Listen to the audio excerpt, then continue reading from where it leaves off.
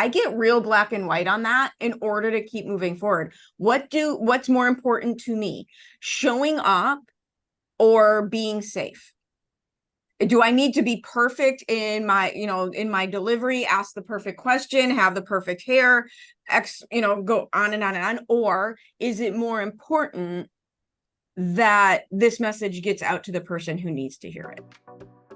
Hi, I'm Erin Marcus, former corporate executive turned entrepreneur and founder and CEO of Conquer Your Business. Welcome to the Ready Yet podcast. We're excited to bring you more than 100 episodes of interviews and insights designed to help entrepreneurs get the financial and emotional freedom they need in order to build a business and a life they're proud of. All right. Welcome to another episode of the Ready Yet podcast with my guest today, Jessica Harrington, and her business, Journey to Yourself, which I absolutely love. And I have a million questions, but let's jump into it. Like, this is really your business name reminds me of this. This was actually on a cover of a journal. I did not come up with this. I could, not going to claim it was my original idea, though no one would really know. The idea of Journey to Yourself, and then this cover of this journal that really struck with me is that it's not about discovering yourself. It's about uncovering what's there before the world piled a bunch of crap on it. 100%. So tell me more about what it is you do and all of the cool things, and let everyone know official and all that business. Yeah. So my super nutshell story is I started my career in the drug and alcohol field. So I was working with men reduce their sentence from jail, coming into the rehab. So I did that for a couple of years. Could imagine it was never a boring day. Loved every moment with them. Did group therapy, helped them get their GEDs, a couple other random things, and just loved it. But being there, I really learned that there wasn't a prevention side, right? You go to rehab, it's like, here's 3 days. Now go get your life together. Good luck. Immerse you right back in the place that caused the problem in the first place. Exactly. Good luck getting a different outcome. And then people go, well, you've been in rehab so many times. Okay, well, how many times have you picked up a book? And how many times have you learned this new trick and then you don't apply it, right? And so that's kind of where my mindset went with when I was talking to my coworkers, I was talking to my classmates, I was thinking, we are all struggling with this one thing called stress. We're just all reacting to it differently, but no one talks about it in that way, right? It's just that poo-poo, go away type thing. So I went back to school, got my master's in public health, and that's actually where I learned about entrepreneurship. And I learned about starting programs and doing things on your own. I'm going, oh, wait, I can just make my own thing. Something crazy, right? This is amazing. So after I graduated, I decided that wasn't enough debt. And so I decided to start my own business. So hey, if you're gonna do it, go all the way. That's what they tell you, right? Those damn gurus. So that's what I do. So what I do now is I educate others about stress management and burnout. And going back to what you were saying with the Journey to Yourself, that's exactly why I started the name Journey to Yourself, because a lot of times it's very easy to say, my kids do this, my boss says this, my husband does this. I don't feel supportive, kind of like you're saying, like that weight of the outside on me. But in reality, when I make 1 to 5 minutes with myself every single day, I really learn what I want to need. Then I'm able to communicate with what I want to need. And then I'm able to set boundaries for what I want to need. And you just start to see these things slowly transform into who you are and what you want. And a lot of times we tend to be what others want, and what we tend to be what we think others need in their life. And so just really uncovering all of that and just showing up for yourself. One of the things you just said that I really love, and I think this is one of the places people get messed up or, derailed when they try to make these changes for themselves, is slowly, because we read a book, we take a program, we listen to a podcast, whatever it is, and we go, that's it, right? That's it. I've had enough. And what we do is we try to do such a 180 immediately. It doesn't work, because you're not the person you need to be there yet. The world around you is going, holy crap, what happened to Erin? She's lost her mind, right? And so they're not reacting in a way that makes it possible for me at all to stay where I said I now wanted to be. I don't actually know how to be that person because I tried to jump the steps. Well, it's that 100%, but also just making it super simple. Stress is a reaction to change. So even though it's a good change, even though it's me being positive, Jess, and even though it's me going to the gym and me starting a business, there's going to be change and I'm going to have a reaction. That's that part where you're just bringing up now is that I don't know that I feel that reaction. And because there's that resistance, because there's stress, it's, that must be wrong. It must be right. I can't do it. And we go right back. And one of the things that I say a lot about business decisions is like put bumpers in your gutters so you don't fall too far off either side. And then another way to say this is kind of like what we're describing is you can still move forward via the pendulum effect, but the wider your pendulum swings, the more it hurts when it hits you. I love that. Right? Like this is what you're like, to me, what you're describing is how do we make, right? The pendulum's picking up momentum. It's either going to slam into you and knock you off the platform, or maybe it just bounces against you because you've put bumpers in your gutters slowly, like a funnel to get you where you want to be, instead of abrupt, abrasive change that just kind of like where we started with rehab. You don't stand a chance of it sticking. No. It's too big a leap. And the two ways that kind of going back to your pendulum, which I absolutely love, and I might steal and be like, steal. But the two ways that I try to describe it is one, super, like non-crazy, is you're not going to run a marathon tomorrow. You have to buy sneakers, you have to stretch, you have to then exercise, and you have to train. You need to get a new prescription for a better inhaler, but that's okay. Exactly.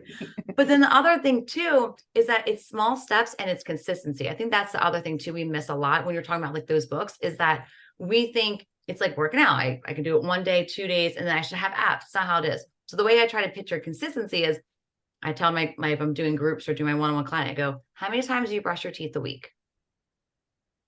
You do it every day because you need consistency. But you don't go to the dentist every day to get the big scrub down. No, because you're brushing your teeth every single day. You tell your kids you have to brush them every single day. You have to show up every single day to take care of your teeth. It's just like everything else we're doing. It's a daily thing that takes 2 minutes. Find things that take 2 minutes, right, on a daily thing. And then you can grow into that hour-long morning routine. And then you can grow into that 45-minute workout. And then but you can't just jump into go, I'm going to start an hour morning routine. That's how I become a busier entrepreneur. No. That's how you get that pendulum swinging at you. Right. That's how you feel like a failure when it didn't work for you. And 2 days into it, you oversleep by 20 minutes and you just give up. That's one of the reasons we used to say in the gym, never skip Mondays. Because the way that humans work, like if you go Monday, there's a good chance you'll get to at least Wednesday. But if you don't go Monday, you may, now you got a 50-50 chance of going Tuesday. And if you don't go Tuesday, you're going to wait till next week. Exactly. And that's the other point too, right? If I do the little things every day, I have something to fall back on. So for example, with the gym, right? So if I go to the gym every day, it's a Monday, it was I'm Eagles over here. So Sunday night Eagles game, we're like, okay, Monday morning, it's hard. But maybe because I'm in that routine of just waking up and putting my workout clothes on, I can do stretches. I can do a yoga. I have something where it's still the routine, where it's not a week of nothing. Maybe it wasn't the cardio, it wasn't the muscle, but I still moved my body. So even it's staying away from the all or nothing thinking. Yes. It's staying away from that. Just right. 2 minutes. Right. So, okay. So going back a little bit to your personal entrepreneurial journey, I totally understand this aha moment you had when you're like, wait a minute, I could do this for myself. But the other half of that is what makes you brave enough to do it for yourself. Because when you don't know that that's a thing, like I didn't know that there was this thing I could do and be where I didn't have a job until I was in my late 30s. I didn't know that was a path I could even entertain because it wasn't in my purview as I grew up. So it's one thing to create the awareness that it's an option, but what creates the willingness to jump or get pushed off the cliff and actually do the thing? I think it's a couple things, right? For me, it was, I always learned how to show up for myself. I grew up in a certain kind of household. There was drug addiction, there was mental health, there was abuse, all the things. And so I had to learn how to show up for myself. And so I think when it came to taking that next step to the business, it was, I can go quote unquote settle and find a job where I would teach, but I wouldn't have the teachers that I do now. I have to follow their curriculum. I would have to, pursue somebody else's dream. And I didn't want to do that. It was, my thought was, what I have to lose? I'm already at the lowest of my life in the sense of like, I don't really have anything. Right. And so either I can just stay here and just kind of keep working at this, or I can just make that strive for myself and see what I learned from about it. And that's kind of what I did. It was more of that, what do I got to lose type thing. And I think sometimes we get really caught up in, well, I can lose so much. I can lose my house and I can lose my this. And my mindset was, I bounced back from so many things that it is. And we have all lived the hardest days we've till today, right? You've lived the hardest day of your life and you have survived. And so that was what was my mindset too, is that I have lived the hardest day and I have survived. I can do another thing.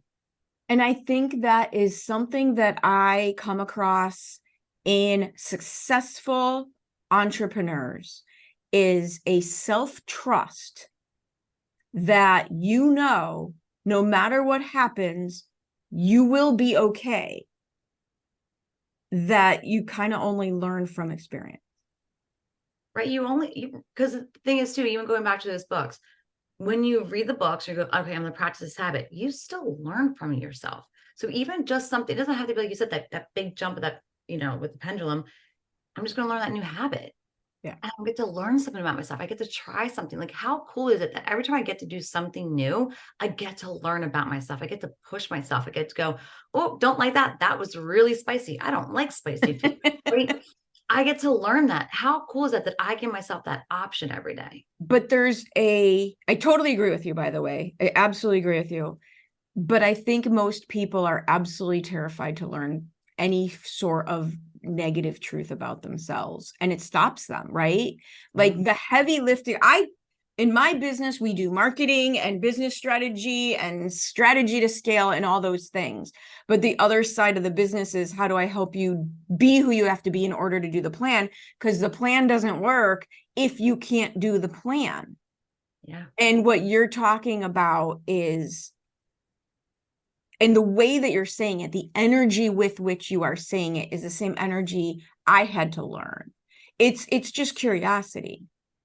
And to me, the heavy lift, the hard work is this part, because you can pay somebody to do a business plan and do your marketing. You can pay somebody. You can't outsource getting out of your own way. For sure. And I think it's going back to, I didn't just quit my job and say, okay, let me just start. I did. Which is great, right? No, it's not great.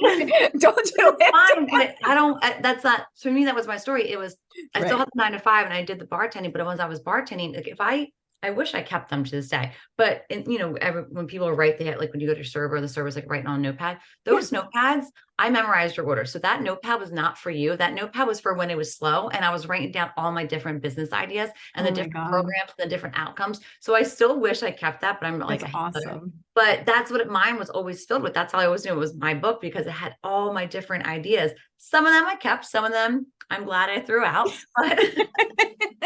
But that's what it was. It was those baby steps. It didn't just say, okay, I graduated. Now let me start this business. It was, okay, I graduated. How do you start a business? Let me get these ideas out. Let me do what I learned through my schooling plus people I talked to. I hope you're enjoying this episode of the Ready Yet podcast, brought to you by Conquer Your Business. With decades of experience, Conquer Your Business creates business and branding strategies that build multiple 6- and 7-figure businesses. And we don't just show you what to do. We have an entire team of people available to help you do it, strategy and implementation.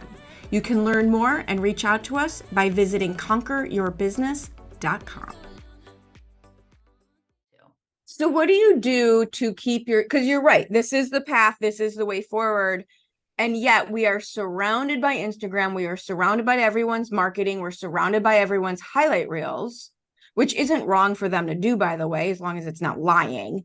You got to market yourself in a positive light, because if you marketed yourself in a negative light, nobody would hire you. I get that. Right. So that's not, but how do you, like, are there tools and tricks and tips to how do you stay your path when it feels like your path sucks and isn't working compared to everybody else's path? I think honesty. I'm very honest. Like if you're on my emails, like if I send a Monday email, right? I'm very honest with what's going on. I'm not going, oh my God, this is my woe me, but I'll be honest. I'm like, oh, I was driving. Someone gave me my middle finger today because I wasn't paying attention driving, right? I'm very honest. I'm not saying these things don't happen. I'm not saying I don't experience stress. I'm not saying that, that's because that's experience of life, right? That's true. Kind of what you were saying, like every day, everyone's experiencing life no matter what, but it's honesty. I have to be honest with myself. I want honest and trust from others. I have to give it to myself first. Totally. And so then I can expect it from others as well. But I think sometimes, again, we look for that external, but we have to start within. So I have to start with being, okay, well, Jess, you kind of stuttered during your workshop today. Oh, Jess, your Invisalign's making you kind of like, right now, right? These are truths. These are things that I'm hearing right now, but it's not stopping me from getting my point out. It didn't stop me from getting some things that you can understand and your audience can understand, right? So what's a bigger picture of me coming to this podcast? What's the biggest picture for me showing up for my fiance? What's more important? I break that down to priorities. I get real black and white on that in order to keep moving forward. What's more important to me? Showing up or being safe? Do I need to be perfect in my, in my delivery, ask the perfect question, have the perfect hair, go on and on and on? Or is it more important that this message gets out to the person who needs to hear it? And you got to think, like, if I had everything put together, which I don't, but if I had everything, which is like the theme of our conversation constantly, right? Is laughing at ourselves about what's not, like, every time you and I talk, we're laughing at ourselves about what's not put together today. But if everything was put together, so we all have that person in our field that we look up to, right? No matter who it is. So one of my people is Simon Sinek. I don't know if you know him, but one of my people, right? Love him, have every one of his speeches memorized. But I can tell you how many times he says, I can tell you when he goes, oh, what was my acronym? Guys, what was I doing? And he'll be honest. And he's right. He gets paid buckos, right? Buckos. And people don't need the perfection. Don't need perfection. I like him more and I honor him more because of it. And there's other people that I follow that do the same thing. There's like, wait, I was talking. Hold on, guys. My brain just left me. Here. All right. Now I'm back. Right. I want to be with somebody that's real and showing me the real ways and showing me, because when I see that, I know that they have they go back and forth like I do. And that makes me feel seen and heard. 100%. So true. One of the things I try to help people and do myself is I own the crap out of what I'm great at. And I will scream just as loudly from the rooftops about what I have no business touching. Yes. Oh, yes. I can tell you. Don't give me technology. I'll be right. Wait. Okay. I got to tell you, because this just happened. I joke that I don't touch my calendar. I don't touch my calendar. I don't fill out forms. I don't touch I don't sign us up for things, right? And it can come off as, oh, I have an assistant who does that. And yeah, that's what lets me focus on what I need to do. So yesterday I thought I would just save some time. I knew she was out for the day. I needed to sign up for this thing, blah, blah, blah, blah, blah. I managed to sign myself up twice.